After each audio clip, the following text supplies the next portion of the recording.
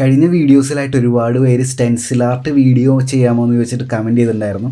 പക്ഷേ എനിക്ക് വലിയ ഇൻട്രസ്റ്റ് ഉണ്ടായിരുന്നില്ല. കാരണം സ്റ്റെൻസിൽ ആർട്ട് ഒരുവിധം എല്ലാവരും ചെയ്യുന്നൊരു സംഭവമാണ്. നമ്മുടെ ചാനലിൽ സ്റ്റെൻസിൽ ആർട്ട് ചെയ്യുമ്പോൾ അതിലെന്തെങ്കിലും വെറൈറ്റി വേണ്ടേ. അപ്പോൾ ഇതാ വെറൈറ്റി ആയിട്ടൊരു stencil art. So let's do the art.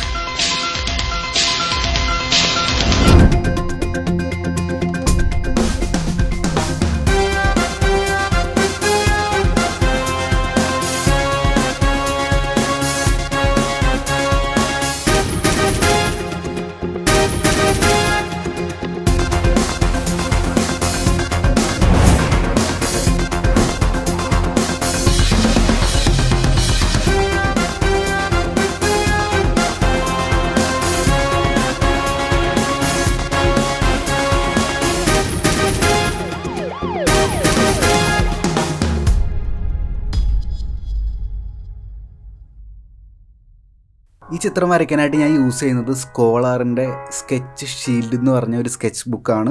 ഇതിന് ആക്ച്വലി ഒരു സ്പെഷ്യാലിറ്റി ഉണ്ട്.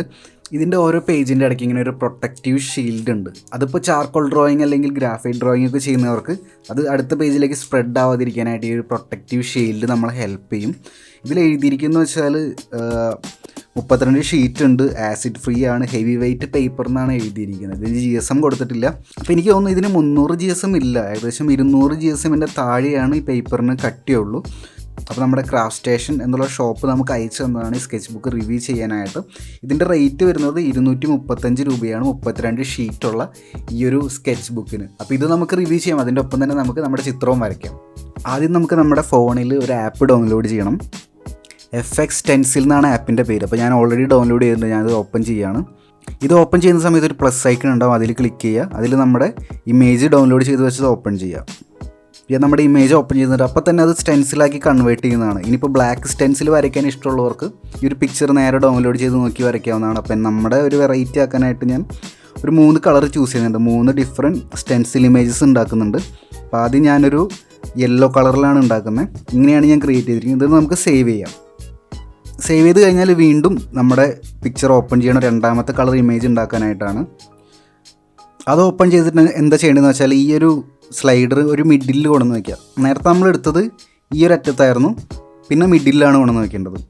അതിൽ നമുക്കൊരു റെഡ് കളർ കൊടുക്കാം. റെഡ് കളർ കൊടുത്തിട്ട് അതും സേവ് ചെയ്യാം. അപ്പോൾ നമുക്ക് 2 ഇമേജ് കിട്ടി, ഒന്ന് യെല്ലോ കിട്ടി, റെഡ് കിട്ടി. ഇനി വീണ്ടും അടുത്തത് കൊടുക്കാം, ഓപ്പൺ ചെയ്യാം. എന്നിട്ട് ഈ സ്ലൈഡർ നമുക്ക് ഈ ഒരു അറ്റത്ത് കൊണ്ടുവന്ന് വയ്ക്കാം. അപ്പോൾ ഈ ഒരു സമയത്ത് നമുക്ക് കൂടുതൽ ഡാർക്കസ്റ്റ് ആയിട്ടുള്ള പോർഷൻസാണ് കിട്ടുന്നത്. അതിന് നമുക്കൊരു ഡാർക്ക് കളർ കൊടുക്കാം. ഞാനൊരു ബ്ലൂ കളർ കൊടുക്കുന്നുണ്ട്. എന്നിട്ട് അതും നമുക്ക് സേവ് ചെയ്യാം. അപ്പോൾ നമുക്ക് 3 ഡിഫറെൻറ്റ് ഇമേജസ് കിട്ടും. ഈ 3 ഇമേജസ് നോക്കിയിട്ടാണ് നമ്മൾ വരയ്ക്കുക. അപ്പോൾ ആദ്യം നമുക്ക് റെഫർ ചെയ്യേണ്ട ഈ ഒരു ഇമേജാണ്. ഇത് നോക്കിയിട്ട് നിങ്ങൾക്ക് വേണമെങ്കിൽ ഗ്രിഡ് ഇട്ട് വരയ്ക്കാം. ഫ്രീ ഹാൻഡ് ആണെങ്കിൽ ഫ്രീ ഹാൻഡും വരയ്ക്കാം. അപ്പോൾ ഗ്രിഡ് ഇടാനുള്ള ഒരു മെത്തേഡിൻ്റെ വീഡിയോ ഞാൻ മുമ്പ് ചെയ്തിട്ടുണ്ട്. അത് കാണാത്തവരത് കണ്ടിട്ട് അത് പഠിച്ചിട്ട് ഗ്രിഡ് ഇടാം. ഇതാദ്യം വരച്ച് ഫുള്ള് പെയിൻറ്റ് ചെയ്യുക. അത് കഴിഞ്ഞാൽ ഈ ഒരു പിക്ചർ നോക്കിയിട്ട് നമുക്ക് ഡയറക്റ്റ് പെയിൻറ്റ് ചെയ്യാവുന്നതാണ്. ഇത് വീണ്ടും വരയ്ക്കേണ്ട ആവശ്യമില്ല. അത് ജസ്റ്റ് നോക്കി കഴിഞ്ഞാൽ നമുക്ക് മനസ്സിലാവും. അത് കഴിഞ്ഞാൽ ആ ഒരു സ്റ്റെപ്പ് കഴിഞ്ഞാൽ ഈ സ്റ്റെപ്പിൽ നമുക്ക് ബ്ലൂ കളറും പെയിൻറ്റ് ചെയ്യണം. അങ്ങനെ 3 സ്റ്റെപ്പിലാണ് നമ്മൾ നമ്മുടെ പ്രോസസ്സ് ചെയ്യുന്നത്. ഇവിടെ ഞാൻ സ്കെച്ച് ചെയ്തിട്ടുണ്ട്. ഗാംബോജ് ഹ്യൂ എന്നുള്ള വാട്ടർ കളർ വെച്ചിട്ടാണ് ഞാൻ ആദ്യം പെയിൻറ്റ് ചെയ്യുന്നത്. യെല്ലോ കളറാണ് ചെയ്യുന്നത്. അപ്പോൾ നിങ്ങൾക്ക് അക്രിലിക് വേണമെങ്കിൽ അക്രിലിക് യൂസ് ചെയ്യാൻ നല്ലതായിരിക്കും. അപ്പോൾ ആദ്യത്തെ ലെയർ നമ്മൾ ചെയ്യുമ്പോൾ ഒരു ലൈറ്റ് കളർ യൂസ് ചെയ്യാനായിട്ട് ശ്രമിക്കുക. അതുകൊണ്ടാണ് ഞാൻ യെല്ലോ ചെയ്തത്. നമ്മുടെ ഔട്ട്ലൈൻ ഇട്ടത് നോക്കി, അതുപോലെ തന്നെ നമ്മുടെ ആ ഒരു റെഫറൻസ് സ്റ്റെൻസിൽ നോക്കിയിട്ട് പെയിൻറ്റ് ചെയ്യുക. അപ്പോൾ ഞാൻ ആക്ച്വലി ഔട്ട്ലൈൻ ഇട്ടത് ഞാൻ ഒറിജിനൽ പിക്ചർ നോക്കിയിട്ടാണ് ഔട്ട്ലൈൻ ഇട്ടത്. അത് കഴിഞ്ഞിട്ട് നമ്മുടെ സ്റ്റെൻസിൽ പിക്ചർ നോക്കിയിട്ടാണ് ഞാൻ പെയിൻറ്റ് ചെയ്യുന്നത്. അപ്പോൾ എനിക്ക് തോന്നി അതാണ് കുറച്ചും കൂടി ഒരു ബെറ്റർ മെത്തേഡ് എന്ന്. കാരണം സ്റ്റെൻസിൽ പിക്ചർ നോക്കി നമുക്ക് ഔട്ട്ലൈൻ ഇടാന്നാൽ കുറച്ചൊന്ന് ബുദ്ധിമുട്ടേണ്ടി വരും. അതിന് പകരം നമ്മുടെ ഒറിജിനൽ പിക്ചർ നോക്കി ഔട്ട്ലൈൻ ഇടാണെങ്കിൽ പെട്ടെന്ന് ഔട്ട്ലൈൻ ഇട്ട് തീരുകയും ചെയ്യും. സ്റ്റെൻസിൽ പിക്ചർ നോക്കിയിട്ട് നമുക്ക് അത് പെയിൻറ്റ് ചെയ്യാനും സാധിക്കും. അപ്പോൾ പെയിൻറ്റ് ചെയ്യുമ്പോൾ ശ്രദ്ധിക്കേണ്ട കാര്യം അതിൽ ഇംപ്രൂവൈസേഷനൊന്നും വരുത്താതിരിക്കുക. സ്റ്റെൻസിലിൻ്റെ പിക്ചർ നോക്കി അതിലുള്ളത് മാത്രം നമ്മൾ പെയിൻറ്റ് ചെയ്താൽ മതി. അപ്പോൾ യെല്ലോ ലെയർ ഉണങ്ങിക്കഴിഞ്ഞാൽ നമുക്ക് റെഡിൻ്റെ ലെയർ ചെയ്യാം.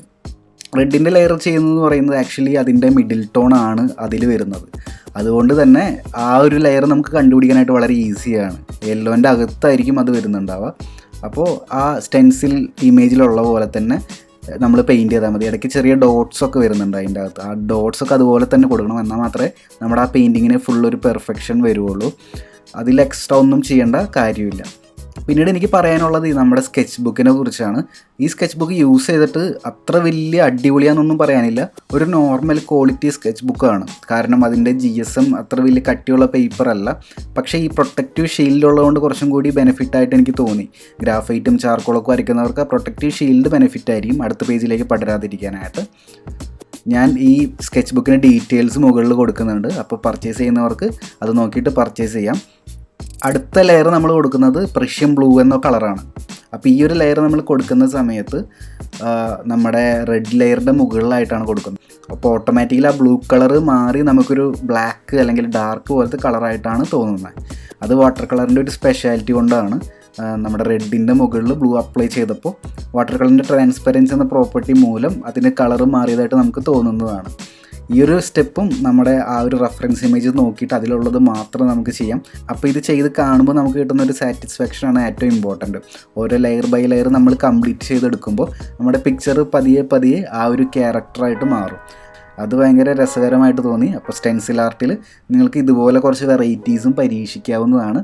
ഇത് വളരെ എളുപ്പത്തിൽ ചെയ്തെടുക്കാവുന്ന, ആർക്കും ചെയ്യാവുന്ന ഒരു സ്റ്റെൻസിൽ ആർട്ട് തന്നെയാണ്. ഈ പിക്ചർ തന്നെ വരച്ച് പ്രാക്ടീസ് ചെയ്യണം എന്നുള്ളവർക്ക് ഞാൻ ഡിസ്ക്രിപ്ഷനിൽ ഈ ഒരു പിക്ചറിൻ്റെ ലിങ്ക് കൊടുക്കുന്നുണ്ട്. നിങ്ങൾക്ക് അവിടെ പോയിട്ട് ഈ പിക്ചേഴ്സ് ഡൗൺലോഡ് ചെയ്യാനായിട്ട് സാധിക്കുന്നതാണ്. ഇതിൻ്റെ ഒറിജിനൽ പിക്ചറും ഇതിൻ്റെ സ്റ്റെൻസിൽ ഇമേജായിട്ട് കൺവേർട്ട് ചെയ്ത 3 പിക്ചർ ഞാൻ ഒരുമിച്ച് കൊടുക്കുന്നുണ്ട്.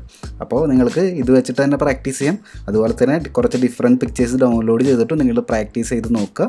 നിങ്ങൾ ഈ സെയിം പിക്ചർ വരയ്ക്കുന്നുണ്ടെങ്കിൽ, നിങ്ങൾ ഇൻസ്റ്റാഗ്രാമിൽ ഇത് സ്റ്റോറി ആക്കുന്നുണ്ടെങ്കിൽ എന്നെ ഒന്ന് മെൻഷൻ ചെയ്യുക. അപ്പോൾ നിങ്ങൾ വരച്ച ചിത്രങ്ങളൊക്കെ എനിക്ക് കാണാനായിട്ട് സാധിക്കുന്നതാണ്. ഡിഫറെൻറ്റ് കളേഴ്സും കൂടി ഒന്ന് പ്രാക്ടീസ് ചെയ്ത് നോക്കുക. അത് നല്ല രസമില്ലേ കാണാനായിട്ട്. നമുക്ക് ഭയങ്കര സാറ്റിസ്ഫാക്ഷൻ കിട്ടുന്ന ഒരു ആർട്ട് തന്നെയാണ്. നമ്മുടെ ഇന്നത്തെ വീഡിയോ എന്ന് പറയുന്നത് ആക്ച്വലി അതിൻ്റെ ഫൈനൽ പ്രൊഡക്റ്റ് മാത്രമല്ല, അത് ചെയ്യുമ്പോൾ നമുക്ക് കിട്ടുന്ന ഒരു എൻജോയ്മെൻറ്റും കൂടിയാണ്. ഓരോ ലെയർ എടുത്തിട്ട് ഓരോ ലെയറിന് നമ്മൾ കളർ കൊടുത്ത് ഓരോ ലെയർ പേപ്പറിലേക്ക് വരയ്ക്കുമ്പോൾ ആ ഒരു പിക്ചർ പതിയെ കംപ്ലീറ്റ് ആക്കി അവസാനത്തെ ലെയറും കൂടി ചെയ്യുമ്പോൾ നമുക്ക് കിട്ടുന്ന ഒരു സാറ്റിസ്ഫാക്ഷൻ ഉണ്ട് ആ പിക്ചർ ഫുള്ളാവുന്ന സമയത്ത്. ആ ഒരു എൻജോയ്മെൻ്റാണ് ആക്ച്വലി നമ്മുടെ ഇന്നത്തെ വീഡിയോയുടെ മെയിൻ കണ്ടൻറ്റ്. അപ്പോൾ നിങ്ങൾ വരയ്ക്കുമ്പോൾ എൻജോയ് ചെയ്ത് വരയ്ക്കാൻ നല്ല റിസൾട്ട് തീർച്ചയായിട്ടും ഉണ്ടാവും. അടുത്ത ദിവസം മറ്റൊരു വീഡിയോ ആയിട്ട് നമുക്ക് വീണ്ടും കാണാം. Bye. What is stencil art? എന്താണ് സ്റ്റെൻസിൽ ആർട്ട് എന്ന് ഞാൻ എക്സ്പ്ലെയിൻ ചെയ്തു തരാം. നമ്മുടെ കയ്യിൽ സ്റ്റെൻസിൽ എന്ന് വിളിക്കുന്ന ഒരു ഒബ്ജക്റ്റ് ഉണ്ടാവും. അപ്പോൾ അതെന്ന് വെച്ചാൽ ഇങ്ങനെ ഒരു സർഫസും അതിൻ്റെ ഉള്ളിൽ ഗ്യാപ്സും ആയിരിക്കും. അത് നമ്മൾ ചെയ്യാൻ ഉദ്ദേശിക്കുന്ന, അതായത് ആ ഷേപ്പ് വരാൻ ഉദ്ദേശിക്കുന്ന സർഫസിൻ്റെ മുകളിലായിട്ട് വെച്ചിട്ട് ഇതിൻ്റെ മുകളിൽ നമ്മൾ പെയിൻറ്റ് അപ്ലൈ ചെയ്യും. സ്പോഞ്ച് വെച്ചിട്ടോ ബ്രഷ് വെച്ചിട്ടോ പെയിൻറ്റ് റോളേഴ്സ് വെച്ചിട്ടോ പെയിൻറ്റ് അപ്ലൈ ചെയ്യാം.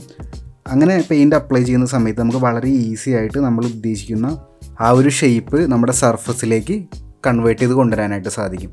അപ്പോൾ ഈ ഒരു പ്രോസസ്സിനെയാണ് സ്റ്റെൻസിൽ ആർട്ട് എന്ന് വിളിക്കുക. ഈ ഒരു ഒബ്ജക്റ്റിനെയാണ് നമ്മൾ സ്റ്റെൻസിൽ എന്ന് വിളിക്കുക. അത് ഞാനൊരു പേപ്പർ കട്ട് ചെയ്തുണ്ടാക്കിയ സ്റ്റെൻസിലാണ്. നിങ്ങൾ ആക്ച്വലി പ്ലാസ്റ്റിക്കിൻ്റെ സ്റ്റെൻസിലൊക്കെ കണ്ടിട്ടുണ്ടാവും. നമ്മുടെ ഇൻസ്ട്രുമെൻറ്റ് ബോക്സിൻ്റെ അകത്തൊക്കെ വരുന്ന സ്റ്റെൻസിൽസ് കണ്ടിട്ടുണ്ടാവും. അപ്പോൾ ഇതിപ്പോൾ ഞാൻ കട്ട് ചെയ്തപ്പോൾ എൻ്റെ ഇത് ശരിയായി. അപ്പോൾ ഇതിൽ നിന്നും ഇൻസ്പയർഡ് ആയിട്ട് വന്ന ഒരു ആർട്ടാണ് സ്റ്റെൻസിൽ ആർട്ട് എന്ന് പറയുന്നത്. അതായത് ഇതുപോലുള്ള ഷേപ്പുകൾ വെച്ചിട്ട് കളേഴ്സൊക്കെ വെച്ച് നമ്മൾ ഉണ്ടാക്കുന്ന ഒരു ആർട്ടാണ് സ്റ്റെൻസിൽ ആർട്ട്.